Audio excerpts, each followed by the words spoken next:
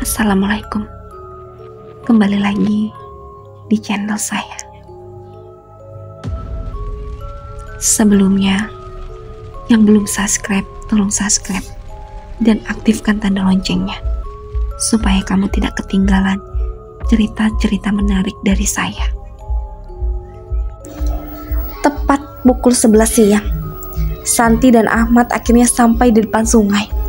Hanya tinggal menunggu Rakit datang untuk membantu mereka menyeberang ke desa Wanimah. Santi dan Ahmad sontak menoleh saat mendengar suara kerincing kuda yang terdengar dari arah belakang. Pucuk dicinta, Ulam pun tiba. Pade Bayu datang dengan andongnya dari arah belakang.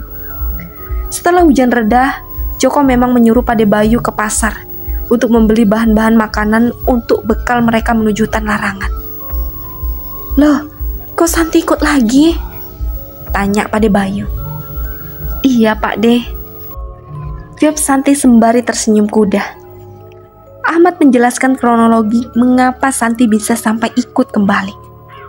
Percakapan mereka berakhir saat Rakit yang mereka tunggu datang. Mereka segera naik ke atas andong setelah sampai di ujung desa agar segera sampai di kediaman Joko. Santi merasa dak-dikduk saat andong yang membawanya semakin mendekat ke arah rumahnya. Dia takut Joko akan marah jika tahu dia kembali. Benar saja, semuanya terlihat kaget saat melihat Santi kembali, tak terkecuali dengan Joko. Kok kamu ikut lagi? Joko langsung mendekat dan memberondong dengan berbagai pertanyaan. Iya mas, cicit Santi. Kamu sudah aman di kota, kenapa harus kembali? Tanya Joko. Santi mau ikut ke hutan larangan, jawabnya sembari tertunduk. Bagai terlempar ke dasar jurang, Joko merasa dadanya sesak seperti terhantuk pada batu besar. Untuk apa? Nada suara Joko semakin terdengar kesal. Ibu selalu datang ke dalam mimpi Santi, mas. Dia selalu meminta bantuan Santi. Santi kasihan melihat ibu. Dia kesakitan di sana, ucap Santi. Dia memang tak berbohong dengan hal itu. Saat dirinya tidur di mobil tadi, Yuwati kembali hadir dalam mimpinya. Di sana Yuwati kembali berdiri depan gapura seperti mimpi sebelumnya. Namun kali ini dia tak lagi menangis. Lalu Zulaika bagaimana? Aku sudah menyetok ASI untuknya. Sepertinya akan cukup untuk 1 minggu ke depan, jawabnya. Joko menarik nafas kasar. Jadi bagaimana mas? Ya sudah, mau bagaimana lagi? Kamu juga udah sampai di sini. Joko pasrah dengan Santi. Walaupun dia kesal karena Santi malah kembali ke desa ini padahal sudah aman di kota. Jadi kapan kita akan berangkat ke sana? Tanya Ahmad. Nanti setelah zuhur Pak Ahmad. Lebih cepat lebih baik, jawab Kiai Abdullah. Awalnya Kiai Abdullah akan memulai perjalanan besok pagi. Namun setelah melihat para arwah yang kesakitan semalam, dia memilih untuk segera berangkat. Semuanya mulai mengemasi barang-barang dan makanan yang akan dibawa untuk perbekalan. Yang akan ikut ke hutan larangan adalah Kiai Abdullah, Santi, Joko, Ahmad, dan Dimas. Pade Bayu tidak ikut karena Yati jatuh sakit. Sedangkan Pandi berat meninggalkan Surti sendiri di rumah Joko. Setelah sholat zuhur, 5 orang itu mulai berdoa. Kami berangkat dulu. Tolong bantu kami dengan doa, ucap Kiai Abdullah sebelum pergi. Pasti Pak Kiai, jawab Pade Bayu. Mereka mulai berjalan menyusuri bekas perkebunan jagung. Hutan larangan memang terlihat jelas dari desa Wanimah. Namun tak ada yang bisa memprediksikan berapa lama mereka bisa sampai di sana. 5 orang berbeda usia sama-sama mengayun langkah untuk satu tujuan yang sama, yaitu perdamaian. Kelimanya masih menyusuri perkebunan warga dengan langkah yang masih stabil. Walaupun cuaca sangat terik, namun tak mengurangi semangat mereka untuk datang ke hutan larangan. Selain itu, tak ada satupun dari mereka berlima yang tahu di mana tepatnya hutan larangan. Mereka hanya mengandalkan insting dan pemandangan hutan rimbun dari kejauhan, yang katanya di sanalah hutan larangan itu berada. Mereka berjalan dengan Kiai Abdullah di paling depan, diikuti Santi, Ahmad, Dimas, kemudian Joko di paling belakang. Mereka persis seperti para pendaki yang akan naik gunung.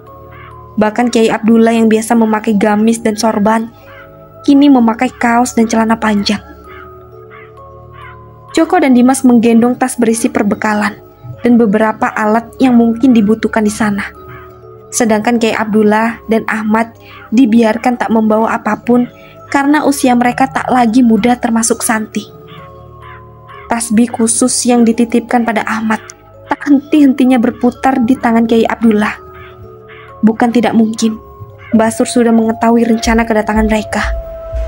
Mudah bagi setan untuk mengelabui mata manusia, sehingga sering kali mungkin Kiai Abdullah memerintahkan semua yang berjalan di belakangnya untuk terus berdoa dalam hati masing-masing. Sedangkan untuk Dimas, Kiai Abdullah tetap menyuruhnya berdoa, namun dengan kepercayaannya sendiri. Tapi Dimas harus lebih diperhatikan karena dialah yang memiliki tujuan paling besar.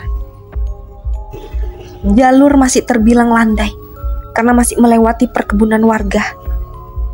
Namun di depan sana, hutan sawit yang rimbun dan dipenuhi semak belukar sudah menunggu. Beberapa warga terlihat saling berbisik saat melihat rombongan Joko. Mereka adalah para ibu-ibu yang terpaksa harus pergi ke ladang untuk memenuhi kebutuhan dapur. Walaupun dihantui oleh bayang-bayang teror arwah penasaran, namun nyatanya urusan perut tak bisa ditunda. Bukannya itu Joko dan istrinya? Salah satu warga yang sedang mencabut bawang menghampiri temannya untuk memberitahukan apa yang dia lihat. Mana? Dia melirik ke arah yang dimaksud temannya. Iya benar, tapi siapa 3 orang yang lainnya? Sambungnya, sembari menyipitkan matanya karena jarak yang lumayan jauh. Entah, ternyata masih berani dia datang ke kampung kita setelah huru-hara yang dibuat oleh arwah ibunya. Kukira kemarin dia kabur dan tak akan kembali lagi ke desa ini. Timpal yang lain. Sudah ibu-ibu, jangan ngomong yuk hati, nanti kita malah celaka. Kita juga harus segera pulang kan? Salah satu dari mereka memperingatkan. Tapi gara-gara arwah ibunya Joko, desa kita jadi semakin angker. 3 orang temannya ternyata tak mengindahkan peringatannya. Iya, memang Yuwati itu ya, hidupnya nyusahin, matinya makin nyusahin. Mereka tak henti-hentinya mengucapkan sumpah serapah. Betul, kukira setelah dia mati, desa kita bakal tentram. Ternyata malah semakin menjadi-jadi. Srek. Astagfirullah.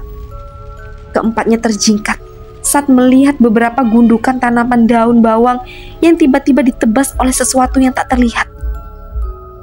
Tak ada siapapun dan benda apapun di dekat mereka. Namun 5 gunduk daun bawang sudah berserakan di tanah dengan bekas tebasan di pangkalnya.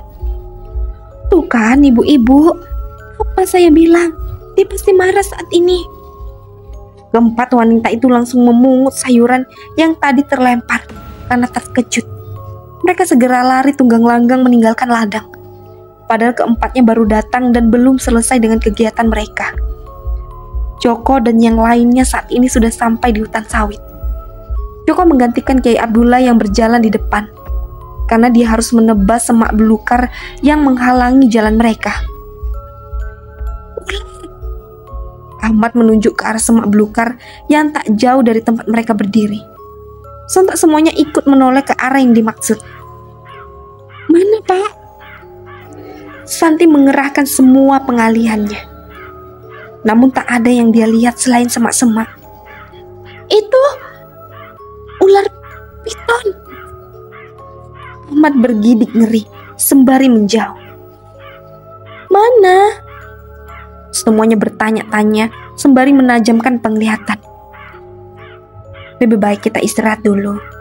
Mungkin Pak Ahmad kelelahan, ucap Kiai Abdullah. Dia juga tak melihat ular yang dimaksud Ahmad. Tapi benar, ada di sana. Saya tidak bohong. Keringat sudah mengucur dari pelipisnya sembari terus berjalan mundur. Kiai Abdullah membaca sebuah ayat yang diperuntukkan berlindung dari tipu daya setan. Kemudian mengusapkannya pada wajah Ahmad. Seketika ular yang dilihatnya menghilangkan begitu saja. Hal itu membuat Ahmad terperangah. Ternyata itu memang halusinasinya. Astagfirullah. Ternyata saya benar-benar berhalusinasi, ucap Ahmad sembari membuang nafas kasar. Lebih baik kita istirahat dulu, sembari menunggu waktu asar, ucap Kiai Abdullah. Mereka mencari tanah landai tanpa semak belukar untuk beristirahat. Kenapa saya merasa jarak hutan rimbun itu tak kunjung mendekat ya? Padahal kita sudah berjalan cukup jauh, ujar Dimas setelah meminum beberapa teguk air dalam botol. Iya, saya kira setelah hutan sawit habis, kita tak perlu berjalan jauh lagi, timpal Ahmad yang kini bersandar di bawah pohon. Kiai Abdullah hanya menatap nanar hutan rimbun di kejauhan, yang katanya merupakan hutan larangan. Dia juga merasakan hal yang sama seperti Dimas dan Ahmad katakan. Sedangkan Santi dan Joko beristirahat agak jauh dari yang lainnya. Sebenarnya Joko masih sedikit kesal pada Santi karena memaksa ikut ke hutan larangan dan meninggalkan Zulaika di kota. Namun Joko sadar jika selama ini sang ibu selalu mendatangi Santi untuk berkomunikasi. Nah, mengapa Yuwati memilih Santi? Kenapa tidak memilih dirinya? Padahal saat masih hidup, Yuwati berusaha menyembunyikan semuanya dari Santi. Andai tak ada kejadian keluar maghrib kala itu, mungkin Santi tak akan mengetahui tentang rahasia Yuwati dan Marni. Mungkin saja hidupnya akan lurus-lurus saja. Tidak seperti saat ini yang terasa sangat pelik dengan berbagai permasalahan. "Kamu kenapa?" tanya Joko saat melihat Santi yang diam-diam menoleh ke segala arah dengan raut wajah cemas. "Tidak, hanya saja sepertinya ada yang memperhatikan kita," jawabnya tanpa menoleh pada Joko. Joko ikut mencari ke segala arah, namun tak ada apapun yang dia lihat. Bahkan dia tak merasa ada orang lain selain mereka di sana. "Tidak ada siapapun," ucap Joko. Santi hanya mengangkat kedua bahunya sebagai jawaban. "Perutmu masih sakit?" Joko mengalihkan pembicaraan. "Tidak, malah darah nifasku juga sudah tak keluar," jawabnya dengan santai. "Hah? Bukankah biasanya sampai 40 hari?" "Entah." Santi kembali mengangkat kedua bahunya. Ini pengalaman pertama bagi Santi, jadi dia tak begitu paham. "Sepertinya sudah masuk waktu asar. Mari kita sholat dulu sebelum melanjutkan perjalanan," ucap Kiai Abdullah setelah dia melihat jam yang melingkar di tangannya. Dia hanya bisa menerka-nerka karena suara azan sudah tak bisa terdengar dari pemukiman warga. Semuanya mulai berbaris di belakang Kiai Abdullah dengan alas seadanya, kecuali Santi, karena dia masih menganggap dirinya dalam keadaan nifas. Untungnya mereka sudah wudhu saat melewati irigasi ladang warga, sehingga saat ini mereka tak perlu repot-repot mencari sumber air untuk bersuci.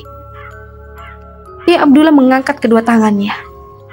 Angin sepoi-sepoi mulai menyentuh wajah mereka. Hutan terasa damai dengan iringan kicau burung di langit. Ditambah lagi matahari yang sudah tak seterik tadi. Santi dan Dimas duduk tidak jauh dari mereka karena Kiai Abdullah berpesan untuk tidak saling berjauhan satu sama lain. Namun mata Santi tiba-tiba menangkap sebuah bayangan hitam. Dia menajamkan penglihatan. Apa itu? Andai dia sendirian di hutan ini seperti kala itu, mungkin Santi sudah kocar-kacir. Namun saat ini ada banyak laki-laki yang berada di sekelilingnya, sehingga dia tak begitu ketakutan. Dimas yang mendengar pertanyaan Santi langsung ikut menoleh. "Tidak ada apa-apa, Mbak.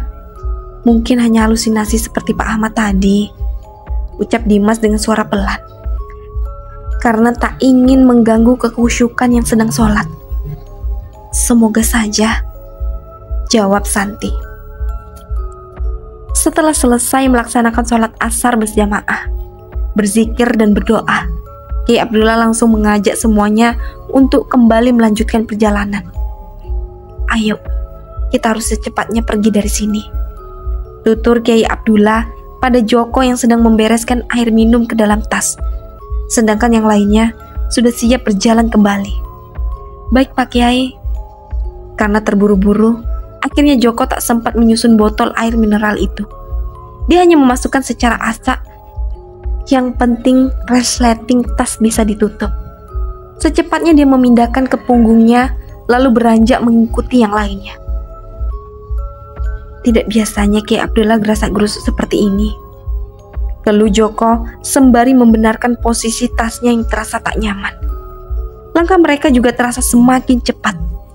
Tidak seperti sebelumnya yang lebih santai, yang penting sampai dengan selamat. Seperti yang dikatakan Kiai Abdullah sebelum mereka berangkat.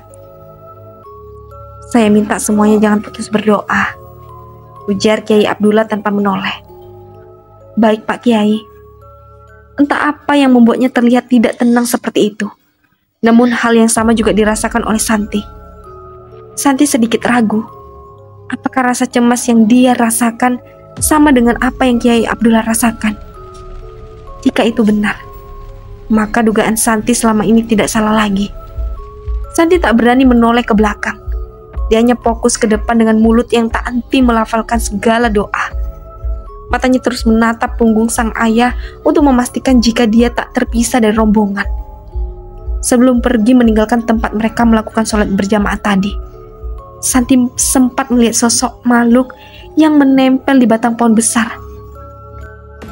Makhluk semacam manusia dengan mata merah. Di sekujur tubuhnya dipenuhi rambut hitam panjang yang terurai lurus hingga menjuntai ke tanah. Sungguh mengerikan.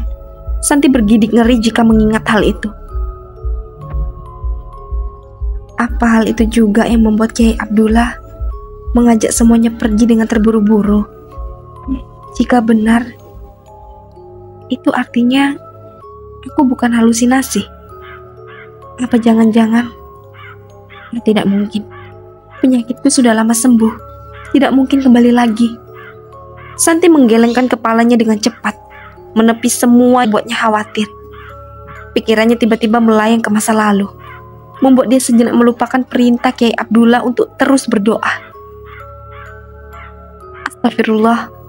Santi berjingkat saat sebelah tangannya tiba-tiba disambar oleh Joko. "Kamu mau kemana?" ucap Joko dengan dahi Joko berkerut. Santi tak mengerti maksud perkataan Joko, yang langsung mengedarkan pandangan ke segala arah. Matanya terbelalak saat menyadari jika saat ini dia sudah tak berada di jalur, melainkan masuk ke dalam semak belukar. Seharusnya dia sadar, karena kakinya sudah banyak tergesek ilalang dan ranting kering. "Kok bisa belok ke sini, Mas? Perasaan tadi aku ngikuti punggung Bapak," ucap Santi sembari menggaruk tengkuknya. "Makanya jangan melamun. Kiai Abdullah sudah bilang kan?" Joko menegaskan setiap perkataannya. "Iya Mas, aku minta maaf."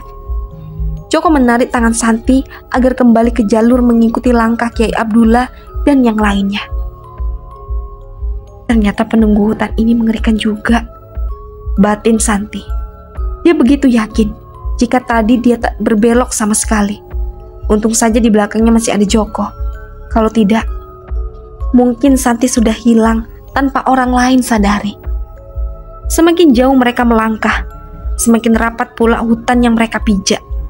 Sepertinya saat ini mereka sudah berada di perbatasan antara hutan yang masih terjamah manusia dengan hutan yang sudah tak pernah terjamah manusia. Suara jangkrik dan kawan-kawannya sudah mulai terdengar di balik pohon. Mereka memberi tanda jika malam tak lama lagi akan datang. Kiai Abdullah yang berjalan di paling depan tiba-tiba berhenti sembari mengangkat sebelah tangan untuk memberi komando. "Kita bermalam di sini saja," ucapnya setelah melihat ke sekeliling. Saat ini mereka berada di hutan yang tak terlalu rapat, namun juga tak ada semak belukar seperti sebelumnya, sehingga dinilai cocok untuk mendirikan tenda. Joko dan Dimas mulai mendirikan tenda yang mereka pinjam dari desa.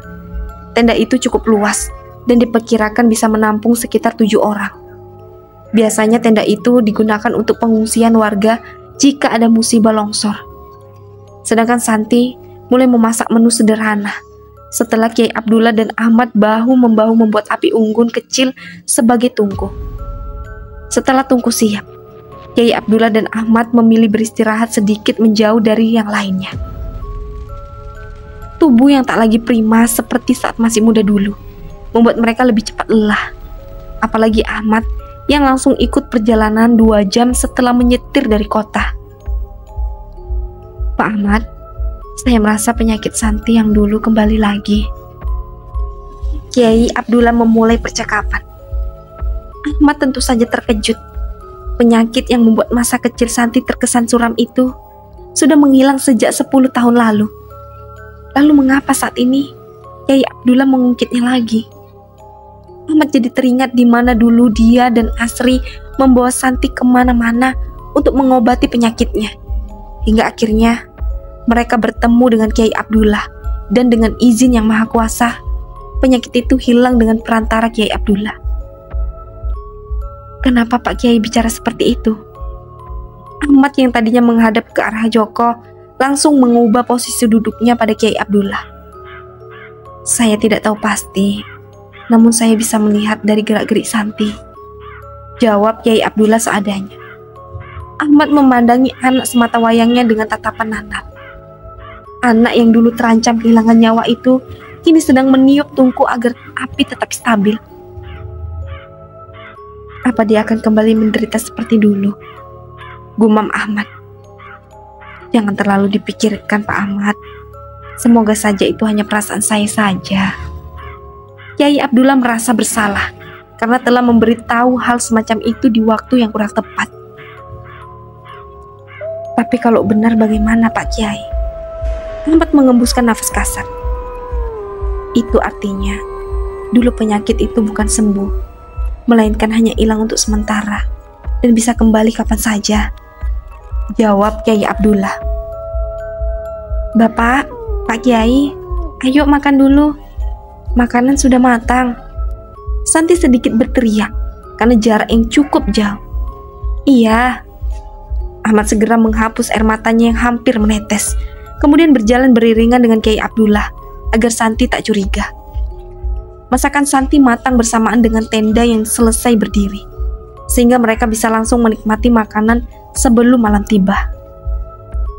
Kita sholat di dalam tenda saja. Tidak baik berada di luar saat waktu surup seperti ini. Apalagi kita berada di tengah hutan belantara, ucap Kiai Abdullah. Hal itu disetujui oleh semua orang. Kiai Abdullah mengangkat kedua tangannya di depan pintu tenda untuk memanjatkan doa sebelum mereka masuk. Ayo. Kiai Abdullah masuk terlebih dahulu, kemudian diikuti oleh yang lainnya. Kiai Abdullah, Joko, dan Ahmad mulai melaksanakan sholat maghrib dengan Kiai Abdullah sebagai imam. Angin kencang tiba-tiba datang setelah Kiai Abdullah mengucap kalimat Allahu Akbar. Tanda sholat dimulai. Dari dalam tenda terlihat jelas bagaimana angin meniup setiap sisi dan atap tenda. Kiai Abdullah semakin mengencangkan bacaan sholat, sedangkan Santi dan Dimas memegangi sisi tenda agar tidak roboh.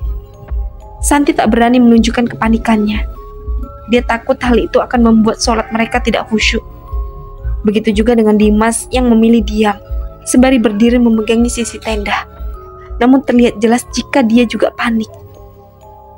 Lampu tenda yang digantung di atas kepala Joko ikut bergoyang, membuat suasana terasa semakin mencekam. Selama sholat berlangsung, angin tak berkurang sedikit pun.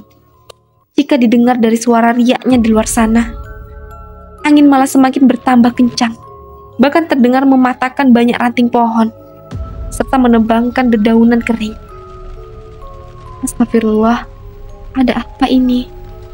Liris Santi. Kiai Abdullah menoleh ke sebelah kanan diikuti oleh Ahmad dan Joko. Setelah salam kedua berakhir, angin terasa semakin kencang. Sepertinya para penghuni hutan yang tak kasat mata tidak terlalu menyukai kedatangan mereka. Joko dan Ahmad langsung berdiri sembari ikut memegangi tenda. Sedangkan Kiai Abdullah masih duduk bersila sembari berzikir. "Kamu mau kemana, Mas?" Santi memegang tangan Joko yang akan membuka resleting tenda. "Aku mau keluar, mau membenarkan patok tenda di luar. Takutnya tenda ini roboh," jawabnya dengan panik. Sepertinya Joko menganggap jika ini hanya angin biasa yang dihasilkan alam. "Jangan ada yang keluar," ucap Santi dengan pandangan tajam. "Kenapa?" tanya Joko. "Pokoknya jangan. Kamu mungkin tidak merasakannya, tapi aku bisa merasakannya, Mas." Joko tak mengerti apa yang Santi bicarakan, namun dia tak mau membuat Santi marah dengan memaksa keluar tenda. Santi yakin jika ini bukan angin sembarangan. Dia bisa merasakan ketidaksukaan makhluk penghuni hutan ini. Jika Joko memaksa keluar, bukan tidak mungkin dia akan menjadi sasaran empuk para makhluk gaib di luar sana. Apalagi ini adalah waktu maghrib, waktu di mana para makhluk gaib keluar dari sarangnya.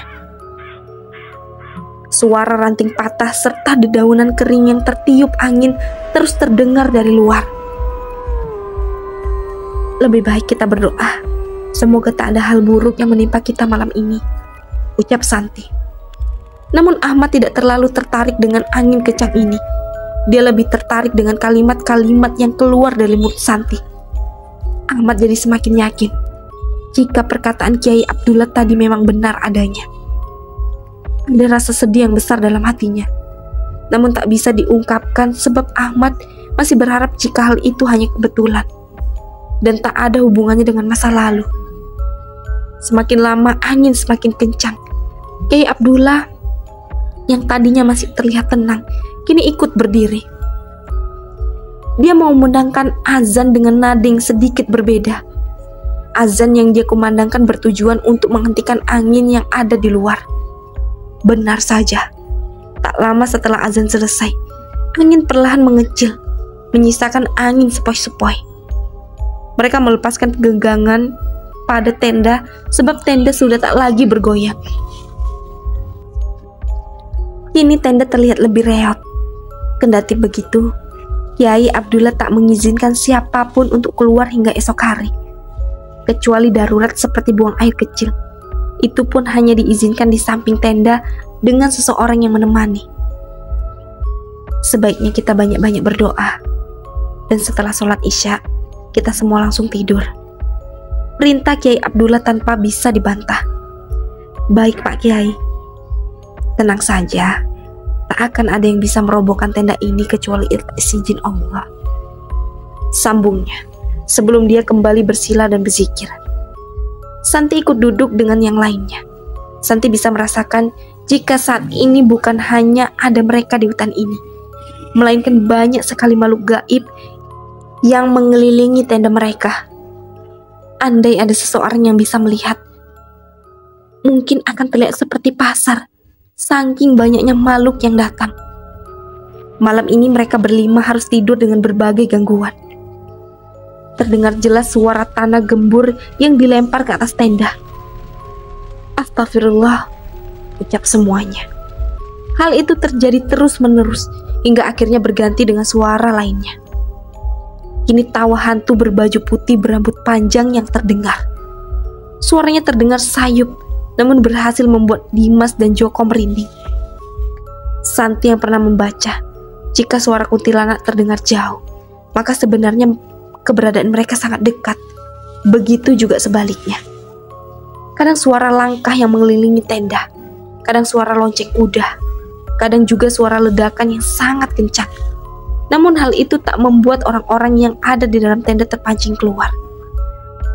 Sedangkan di pesantren, semua santri dikerahkan untuk mendoakan Kiai Abdullah dan yang lainnya, sehingga gema Al-Quran dan sholawat terus menggaung di seluruh penjuru pesantren. Sama halnya dengan Umi Salamah yang tak henti mendoakan sang suami, namun dia tak ikut bergabung di masjid karena harus menemani Asri dan Zulaikha. Hal yang sama juga dilakukan oleh Pade Bayu di desa Wanimah. Dia mengajak semua warga untuk mendoakan Joko dan yang lainnya. Saya mohon doa dari semua warga untuk Joko dan yang lainnya. Mereka sedang berjuang menuju hutan larangan untuk kedamaian desa kita. Tolong luangkan sedikit waktu kalian nanti malam untuk membaca surah Yasin, ucap Pade Bayu saat mengumpulkan warga di balai desa. Hampir sebagian warga memutar bola mata malas saat mendengar nama Joko. Mereka langsung teringat pada Yukwati yang menjadi sumber masalah di desa mereka.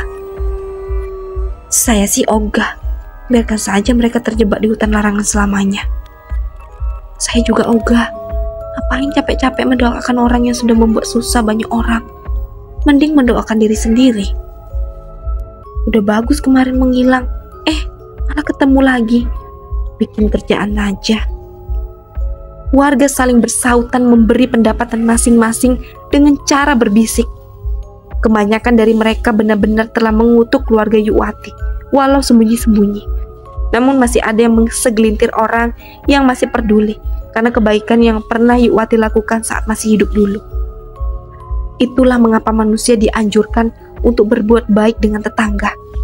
Karena hidup dan mati, tetanggalah yang paling banyak ikut andil. Maaf Pak Bayu, nanti malam saya ada keperluan. Saya juga, ucap mereka yang menolak ajakan Pade Bayu secara halus. Padahal di desa Wanima sudah tak ada lagi warga yang keluar, apalagi berlalu lalang setelah lewat waktu maghrib. Lalu keperluan apa yang mereka maksud? Tak apa, saya tidak memaksa. Tapi yang tak punya keperluan, mohon dipertimbangkan ajakan saya. Terima kasih, jawab Pade Bayu saat mengakhiri pengumuman. Kasak-kusuk warga kembali terdengar saat mereka bubar. Pade Bayu hanya bisa mengembuskan nafas panjang. Dia tak menyangka jika warga masih tega mengungkit hal-hal buruk almarhum Yukwati. Yang masih penasaran, lanjut ke part selanjutnya. Dan jangan lupa aktifkan tanda loncengnya dan subscribe. Assalamualaikum.